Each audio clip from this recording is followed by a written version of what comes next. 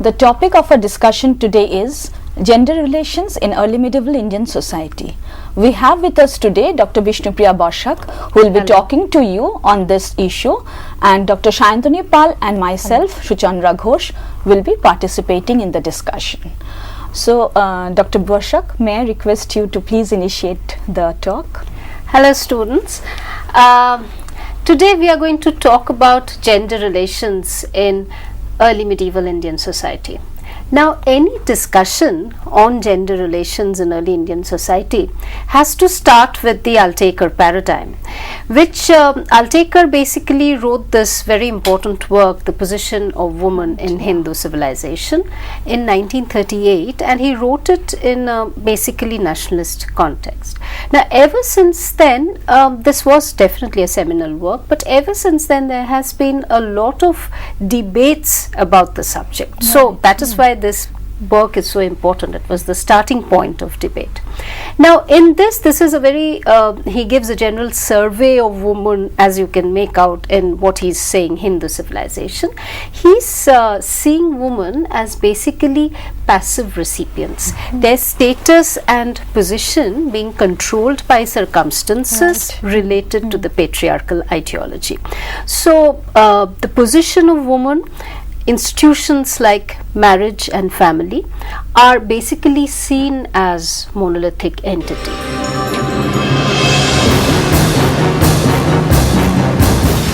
Now, if we see in recent years, of course, we have another seminal work, that is B.N.S. Yadav's Society and Culture in Northern India. That was written in the 1970s, and later we have some discussion on this by Remarriage Chakraborty in one of his articles. Now, both of them we will see actually follow the Altaker paradigm in generating a homogenized understanding of gender relations of woman. Basically, both of them see woman, the position of woman, as being controlled by patriarchal ideologies. Regarding this homogenized understanding, right? So, could you please explain a little bit, because the term. Why are we calling this a homogenized understanding? Now, we will see, like Remarriage Chakraborty is saying, that it is very difficult to find a prominent and honorable position for women in a patriarchal system and in a system which is controlled by the Jati Varna structure. In fact, he says that there is no scope for formal education of women. And here he is also ably supporting B.N.S. Yadav and quoting from various sources when he is saying that there was a tendency among lawgivers to reduce the age for marriage for women, and he is quoting, Remarriage Chakraborty is quoting Medatethi from his commentary. It's a 9th century work, commentary on Monu's Dharma Shastra, where Medatethi is saying that he is supporting the marriage of girls in the pre-puberty stage, that is the Nognika stage. So you can make out that the kind of the way they are trying to see woman and marriage. Then marriage was seen as they were according to both Yadav and Chakraborty, society, especially the lawgivers, they were all for Shauborno marriage or the same caste marriage, and they were not so much for, they were not in support of the what they are saying, the adharma types of marriages. Why? Because that is bringing to the fore, these progenies who are resulting in these various Antaja groups.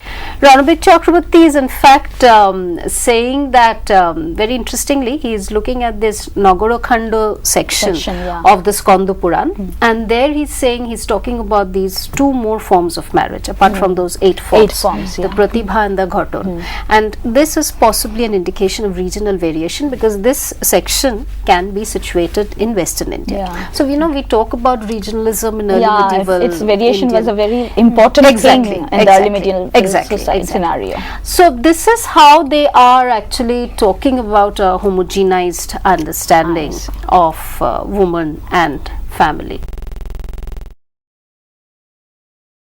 Is marriage considered as something indissoluble? So, we see that divorce or nullity of marriage, they were not considered. Only in exceptional circumstances like loss of husband, death, or renunciation or impotency of husband. Now this brings us to another point, that is the remarriage of widows. Yes. So what was the concept of remarriage? Remarriage of widows. Now Ranbir Chakravarti is mentioning this one term, that is punarbhu, Right. which is meaning a widow who is remarried. Now although this term is occurring, but what Chakravarti feels that possibly this was reprobated by the theorists, by the legal theorists. Why? Because this would have given rise to a lot of complications in property matters. And in fact, both of them, both Yadav and Chakravarti, they are mentioning the concept of niyoga. You know what niyoga is? Niyoga is basically the cohabitation of the widow with the brother of her late husband, if she doesn't have a progeny, for a male progeny. Right. And I think this brings us to the question of the proprietary rights of the women. Absolutely, and absolutely. Here when we are talking about proprietary rights, it's very important, I think, to know that how much the girl progeny could how get. much she could inherit. Should get. That is a very important question actually, and that is what we are going to turn to in our next discussion. That is the proprietary rights of women, basically, how that determined gender relations. Now basically at this time, during the early medieval period, we find two definite notions of property. One which is reflected in Jimutavahana's Daibhag, which was current in Bengal and generally in North India, and the other was Vignaneshwar's Mitakshara, which was basically a commentary on the Yajnavalkya Smritis. Now what about the proprietary rights of women?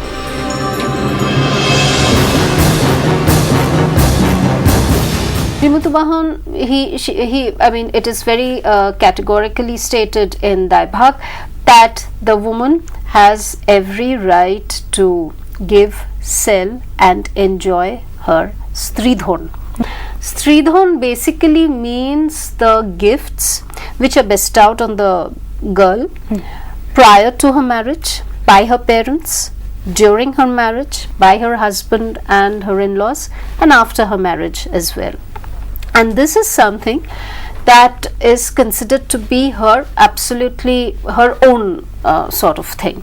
This is something over which the woman has her rightful claim and her full independence and freedom over this. In fact, Jimutvahan is saying that in any case where the woman is not leaving a will stating that where the Streeton will go to, that will automatically go equally to the sons and the daughters. So as far as Streeton is concerned, there is no ambivalence as such, there is no contradiction as such. All the ambivalences and the contradictions that you're finding in the texts, also sometimes some kind of restrictions maybe, that is coming when one is talking about the daughter's or the wife's natural right to inherit the father's or the husband's property. Kattan is mentioning that in case of a person who was sonless, in that case the widow, his widow, could inherit part of his property. Again, Jimudvan is saying that the widow, in case where there was no son, she could perhaps inherit a share of the joint family property. And Vignaneshwar is saying that the widow could absolutely claim the husband's movable property, not quite immovable. Complex. Not immovable. Now Ramaswamy is saying that if we want to look at women in the grassroots, the marginalized groups, then we have to look beyond these texts and these texts, these texts which are talking about the upper class women and the sensitized social groups. And she says that you have to look for alternative sources. Which are these alternative sources? folk literature, songs. She has made use of a lot of these folk songs. Then occasional depiction in temple sculpture, and literary compositions of women saints like Andal, 7th century women saints like Andal. Now here, very interestingly, you're finding a wide range of economic activities, diverse categories of evidence of economic activities of different classes of women. Different classes means these marginalized groups of women. You see women engaged in agriculture, in pastoral economy, in spinning, weaving, in bleaching cloth, in pot making, in mat making, in goldsmithery, and various other things. Then you also find a representation of women as wage earners. Now the question is about the economic self-sufficiency of women. So here Ramaswamy is saying that if you look at these folk songs, etc., there was a patriarchal stranglehold over property of these marginalized classes of women. There was discrimination where it came to daily wage between the male and the female. Okay. Now another important domain that we can talk about in gender relations is the question of succession. Yeah, here I was just wondering, because we have some examples perhaps of patrilineal succession by women. So could you please elaborate on that? Yeah, within the patrilineal system, what is happening is basically the the elder son is becoming is succeeding his father. Now interestingly, we are finding, I will give you 3 instances and they have been worked on very well. One is Raj Tarangini. This has been worked on by Kumkum Rai. Right. Then Cynthia Talbot's depiction of female Rudramma Devi, the female king, and the Orissa Bhomakara dynasty, that has also been worked upon from this point of view. In both these, see, these are regionally very varied, Right. Okay, geographically very distant. You have Kashmir, 10th century Kashmir, as depicted in Raj Tarangini. You have the Orissa Bhomakara dynasty, 9th to 11th century, and here you have the Kakatiyas of Warangal, 13th century. Okay, we see a different line of succession. And that we cannot explain by the patrilineal system. You can only explain by a certain kind of bonding to kinship system and familial system. You want the succession of the throne to stay within the same kin relation. So therefore, when there was no male successor, therefore these women were Powerful. Were becoming important. So this is sort of deviation from the patrilineal mode that we usually encounter in these didactic texts, in most of these texts. So this is another domain which has been worked on and which is giving us new light on gender relations. Now another aspect is the question of reproduction. Yes. And biological reproduction, how that has been seen. In fact, Kumkum Rai herself has worked on this. And she's saying that we have to look at reproduction as a historical process, and not just the way women are depicted in literature, just as instruments of reproduction. So Kumkum Rai is looking at a larger context. Now when we are talking about reproduction, obviously then the next question would be, what was the nature of sexuality? Was it just determined by marriage or marital relationships, or there was a different dimension? Yes, the other forms of sexuality. Other forms, a different dimension of sexuality. So you see, the lawgivers, they are on the one hand, they are trying to reduce the marriageable age of women. On the other hand, an unmarried beautiful woman in full bloom of her youth, she is being portrayed in classical literature and Sanskrit literature. And often such an image is coinciding with the image of a Guernica or prostitute. So this brings us to this very important institution on which a lot of work has been done in recent years, that is on the Vaishya, the Guernica or the prostitute. One of the foremost Marxist feminist historians of our time, that is Shukumari Bhattacharjee, and her very important work on prostitution. The Guernica and the Rupojiva, they had to be proficient in various arts and sciences. In fact, there's a Jain text of 6th century which is mentioning that they should be proficient in 72 types of arts and sciences. What are these? starting from writing, arithmetic, verse making, singing, playing on musical instruments. Then she has to have proficiency in perfume making, fencing, trying to interpret. She has to be a superwoman for Absolutely, that. superwoman. Then she has to be able to interpret omens. So basically, an icon Right. versatility, and which meant that she could demand, especially the Guernica, could demand a very high price. Now, when we are coming to this economic aspect, we see that this is a text which is mentioned by many of these scholars, that is the Nammaya Sundari Katha, 12th century text, which is saying that the state's 25 to 30% of revenues is coming from the prostitutes. So you can imagine that they were the economic importance of this profession.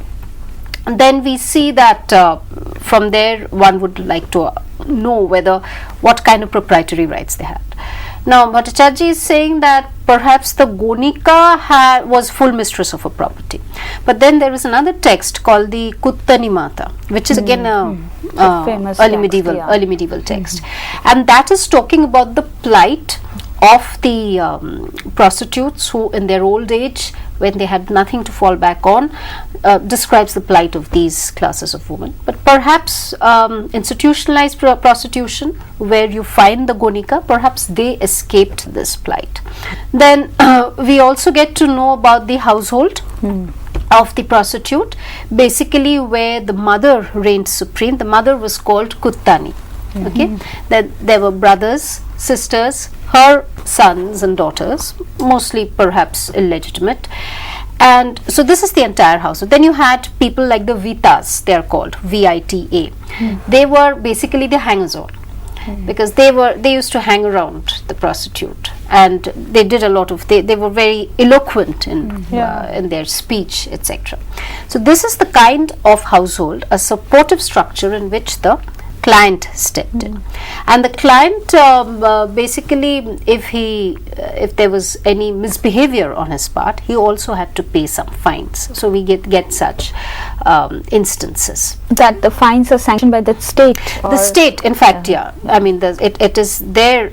What Bhattacharya mentions, that it is given that he had to pay some fines, because you see, the more fines the client would pay, they would pay, the Guernica would, the Guernica would get the wealth, and this would ultimately be siphoned off to the state.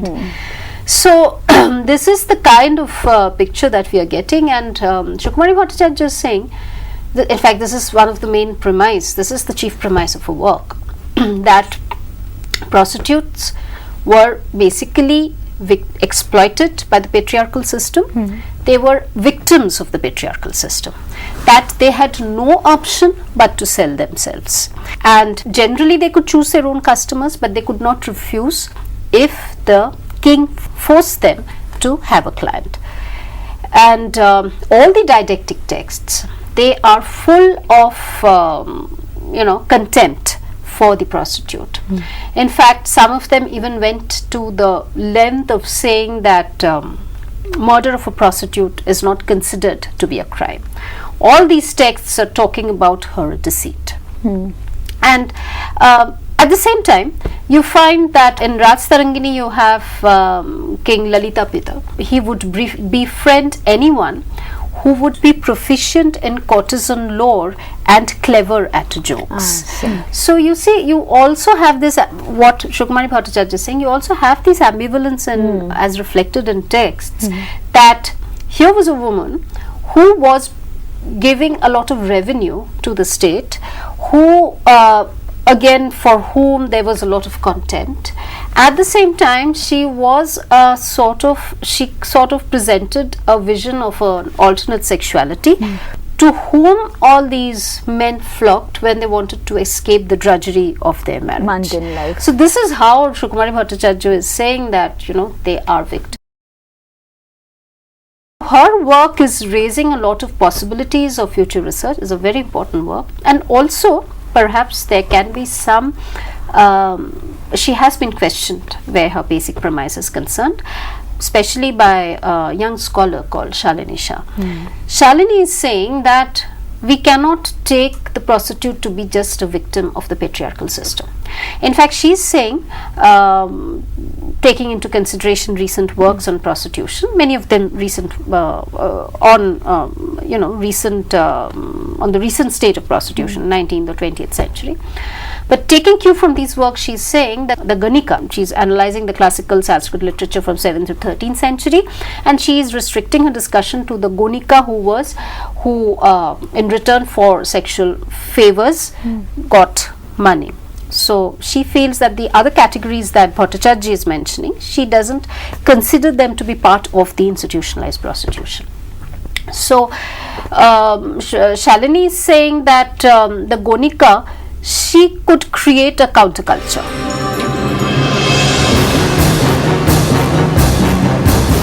When she is using this word counterculture, what does she actually mean by it? Yeah, what she means by counterculture is basically that the prostitute had her own independence, she had her own freedom, her own value systems by which she was creating her own space.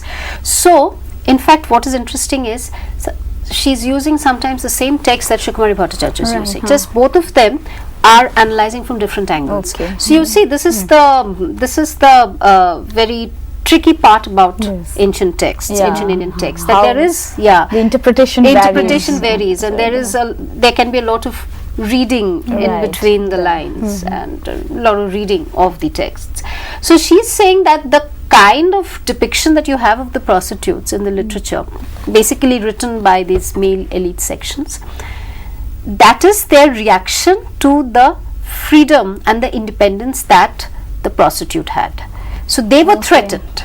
What Shukumari Bhattacharya is taking as the evidence of victimization, she's saying that this is a reaction to the prostitutes' freedom and counterculture, that they were threatened by the kind of alternative sexuality that the prostitute was posing. And how she's talking about this counterculture, here she's focusing on the prostitute's household, where the mother reigned supreme. Then she's talking about the prostitute, how she was subversive, or how her culture was subversive of certain norms of patriarchal ideology. So she was wielding some kind of power. Yeah, patriarchal ideology like childbirth, etc.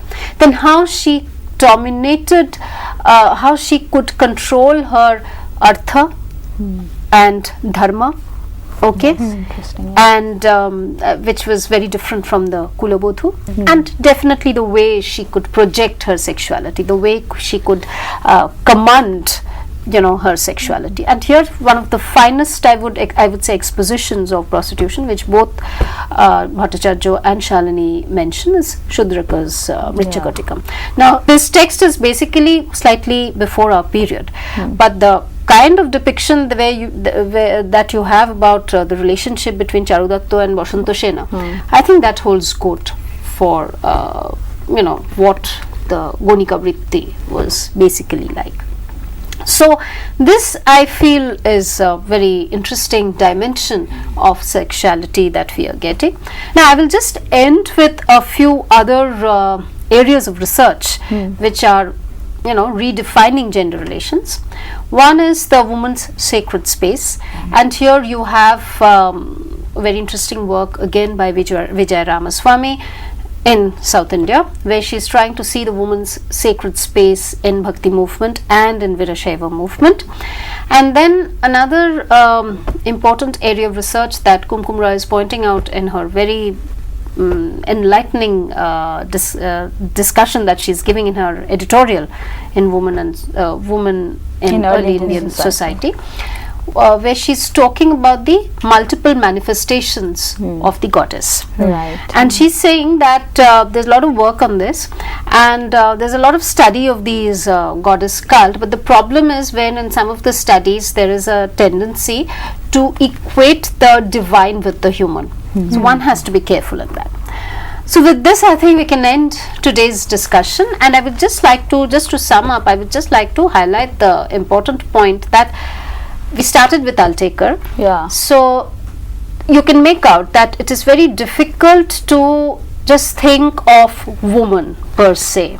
You know, woman, family, then marriage, none of these are monolithic categories. We have to think of regional variations.